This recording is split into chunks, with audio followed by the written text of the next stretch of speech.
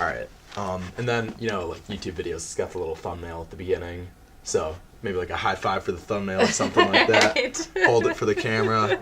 Throw a thumbs up. Satya Rhodes Conway, that is your name. Yep. And would you like to maybe introduce yourself to people who haven't heard of you before and just kind of talk about what's kind of how you got to where you're at Sure. and some of your goals?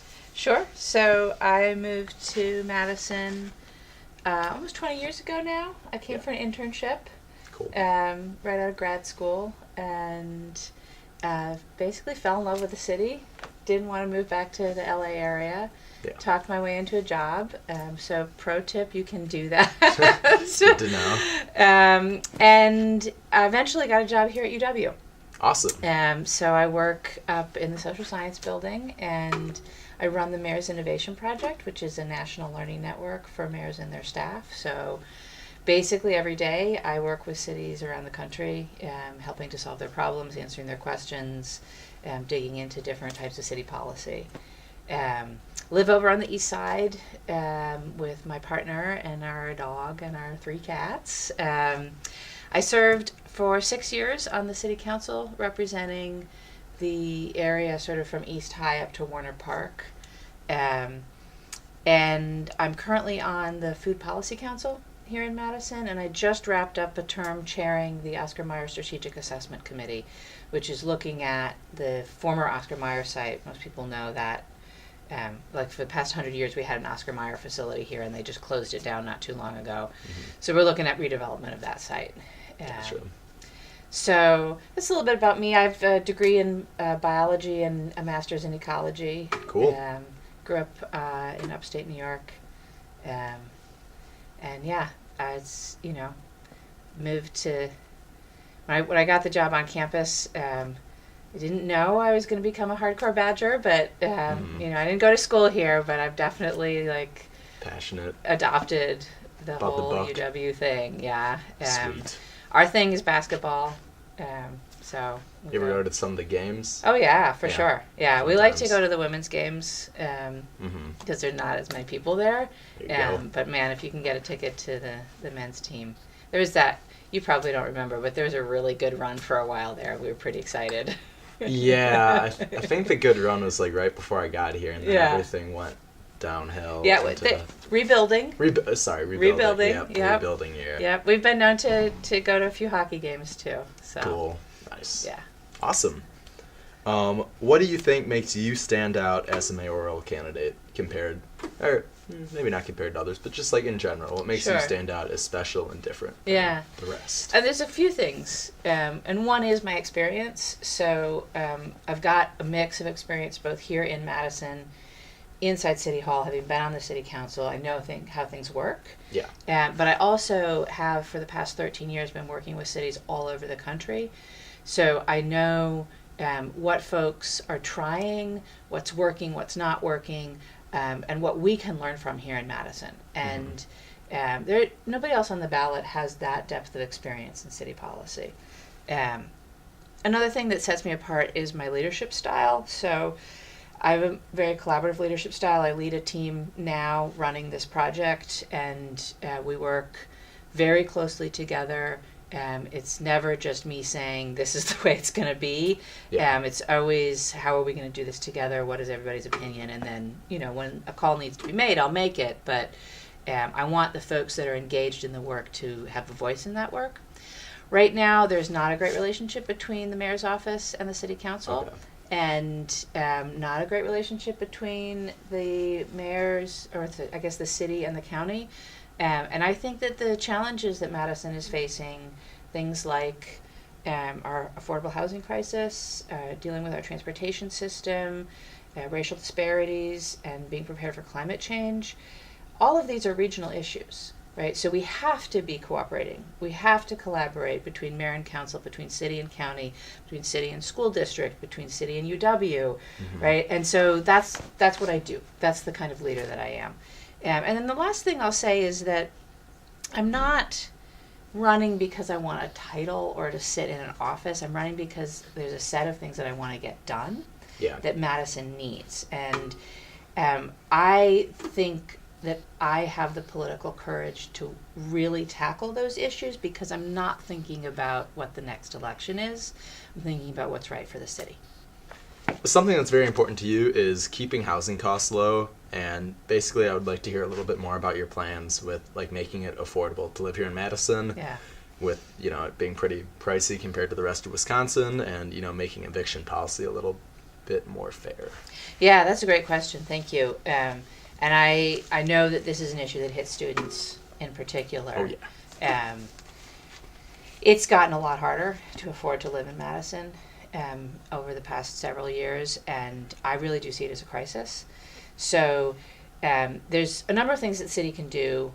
We need to just be building more housing, because just getting more units onto the market helps to ease things. Right now it's a landlord's market, right? They can charge whatever they want because the vacancy rate is so low. So we just need to build more in order to ease that up a little bit. But just building anything is not enough, right? We need to make sure that we're specifically building housing that's going to be affordable for folks. And so some of that is just unsubsidized workforce housing, student housing that folks can afford to live in because of the size of the unit or where it's built, or different regulations that the city might be able to waive. And then some of it has to be subsidized affordable housing. I think we should be using, so the city has an affordable housing trust fund, and I think we should be using that money to help preserve existing affordable housing and make sure that it's healthy and safe for folks to live in.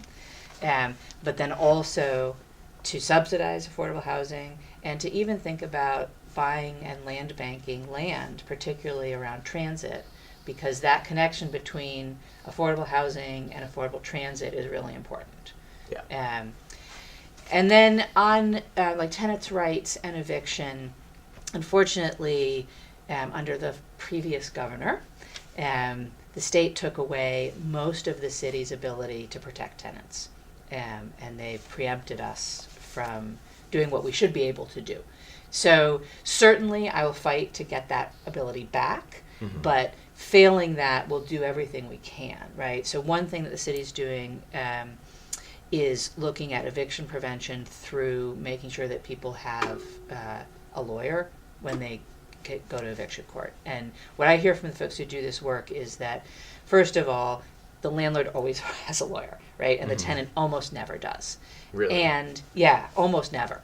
Wow. And when there is a lawyer representing the tenant, actually the outcome is better for everyone, including the landlord. So to me, it's a no-brainer to make sure that tenants have representation, right? I also think we need to think about, what is it that's going to prevent people from even getting in a situation where they're evicted? So do they just need like 1 month's rent, and can we do a revolving loan fund for that? Or like there are services that can help people stay in their homes, and help them not be in a position of even having to go to court around an eviction. And we should be doing everything we can to keep people in their homes. Yeah. I think that's, it just it makes total sense. There's so many benefits for the city. Specifically for students, though, I think we do need to look at what kind of development is happening around campus. I just think there's probably too much on the luxury end right now. We need to make sure that we're producing affordable student housing. And one thing the city can do to help make that happen is leverage our land use approval process more. Yeah, true. Very hard to find cheaper stuff than the hub and the gyms. And it should be, it should be not just affordable, but also energy efficient and comfortable and, more sustainable housing. We're not doing a great job on sustainable construction in this town, and we really should be. Okay, yeah, agreed. What can individual Madison citizens do to help with stormwater runoff? Because I saw that was a huge part of your website, and I think a huge part about, the city. I mean, we saw all that flooding. Yeah. It's terrible. Yeah, no, it's scary, right? Yeah. And we don't want to be in that situation again. Obviously we can't stop the rain from falling, but we can be prepared for it when it does fall. And right now, the way that we in Madison, but also cities all across the country, handle stormwater and rainfall is by trying to take the rain from where it falls and move it away as quickly as possible into the lakes or the Yahara River. That's backwards. We have to try and manage the rain where it falls and infiltrate it into the ground as much as possible. So you asked what individual people can do. if you own a house, you can put rain barrels on all of your downspouts so that you're holding that water there for longer. You can install a rain garden in your yard or in your terrace. What's a rain garden? Rain garden is it's basically a garden, but the species that you plant in it are native species that have really deep roots, so they help the water infiltrate into the ground. Okay. And they're often built with a little depression, so the water collects and then it sinks into the ground. Bigger buildings can add green roofs. Same effect, right? Capturing the water. And we can plant more trees, because trees actually both catch in their canopies and then help infiltrate a tremendous amount of water. And they have all sorts of other benefits too, right? So those are the things that you can do, like, just individually. But more important, I think, is our collective responsibility, that government should be making it easy for people to do the right thing around stormwater and sustainability in general. Yeah. And so we need to look at what can we do in terms of regulating development to require better management of stormwater as things are being built or renovated, and how do we make sure that we're managing water where it falls in the public right of way.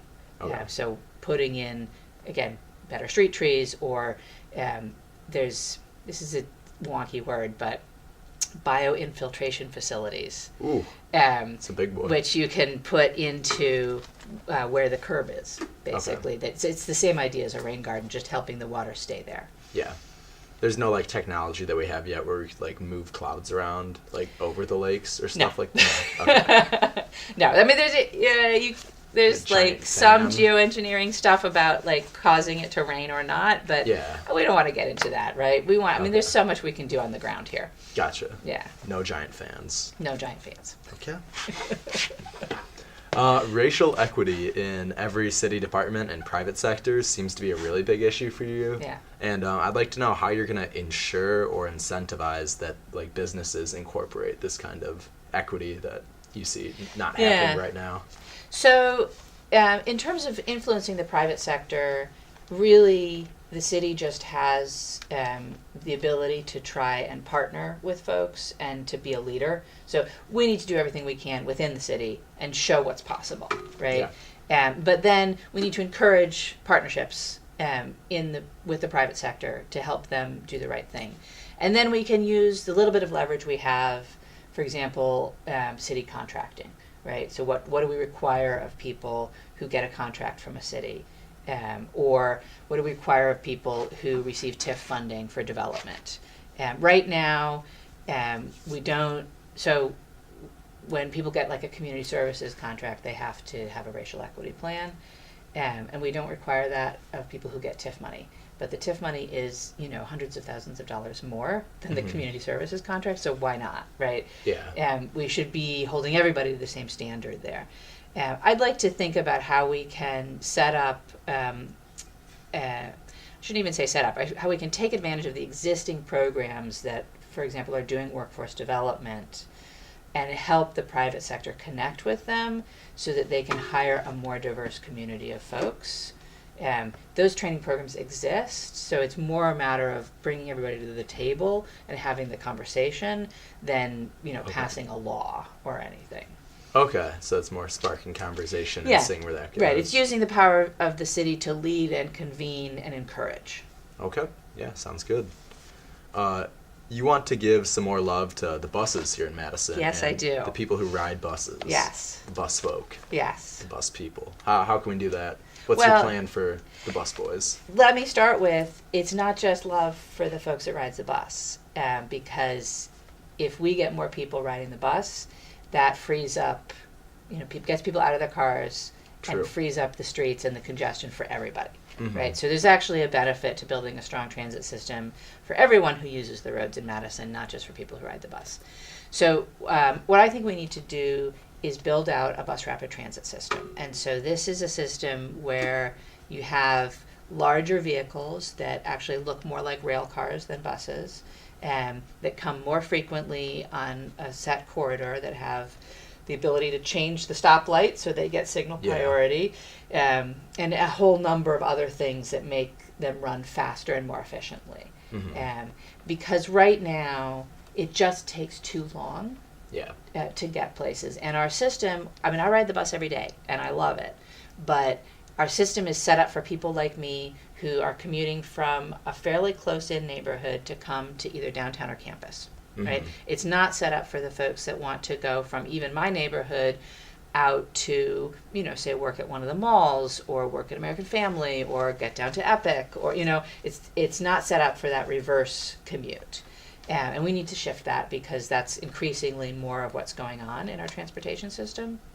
So it's a big investment, but we've got to do it. You look at other cities around the country, this is what helps a city be successful economically. This is what helps attract talent to a city, is if you have a state-of-the-art transportation system. Cool. Yeah. Like that. I saw on the issue section of your website that there are just like a lot of big plans and a lot of things that you support and very diverse like net that you're casting. And I just wanted to know, like, if you had to narrow it down, I guess, to like a summary, and you only had like 3 issues that were like the most pressing to you that you really wanted to pursue, like what's in your top 3? Yeah, so that you really want to go after. Affordable housing. Okay. Rapid transit, racial equity, and being prepared for climate change.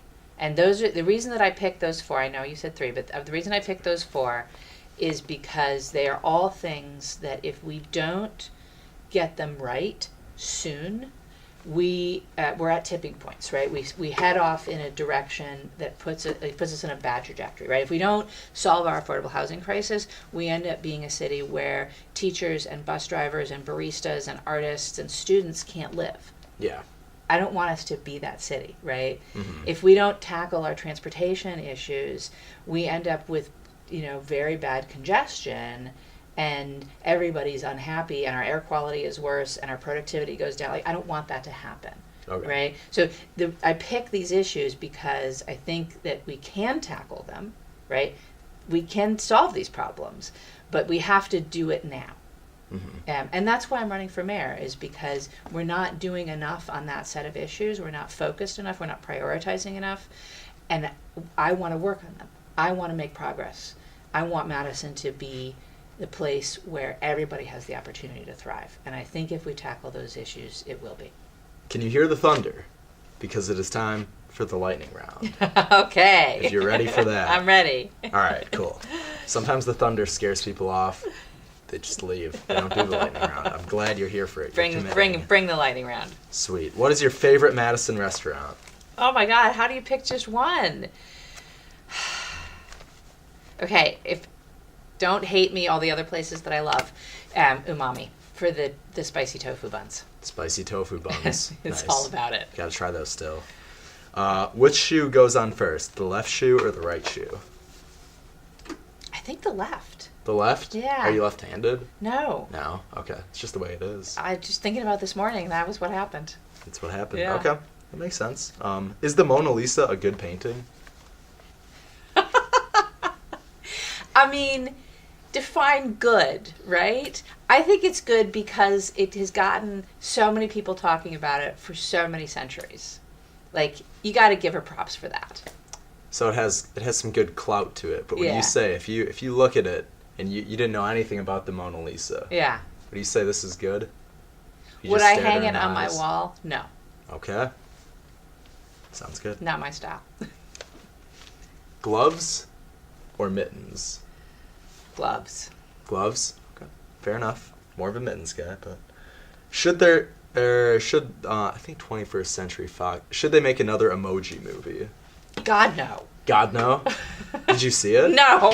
But it shouldn't exist. Shouldn't exist? Yeah, fair enough. Least favorite movie genre, not including the emoji movie. I don't do horror. Horror? Yeah, it's not, I mean, I understand people love it, and there can be some really good horror movies, but, like Aliens even, loved Aliens, but generally, it freaks me out. I see that all night. Like, I don't want those images in my brain. Can be pretty haunting sometimes. Yeah. Dave and Buster's or Chuck E. Cheese? Oh, God. Neither. I don't eat meat. Oh, those are like the I know, but, like, there's just, I wouldn't go to either one of them. Not even like for the games? They had some really good games. I like would both. take my nephews when they get a little bit older. To Dave and Buster's. Probably to Dave and Buster's, yeah. Okay. Chuck E. Cheese is just sort of scary. All right. That's the way it is sometimes. Which would you rather get rid of forever? Climate change, mosquitoes, or Crocs? Oh my God. That's hysterical. Climate change. Climate change? Just okay. because, I love the planet. Gotcha. And you love Crocs? I do not love Crocs, but I don't hate them more than I hate climate change. Fair enough. Thank you for the interview. It was a great time. This has been Satya, Rhodes, Conway on the Daily Cardinal. Appreciate it. Yeah. Woo! Thanks very much. Of course. Good to talk to you. It's a great time. Thumbs up.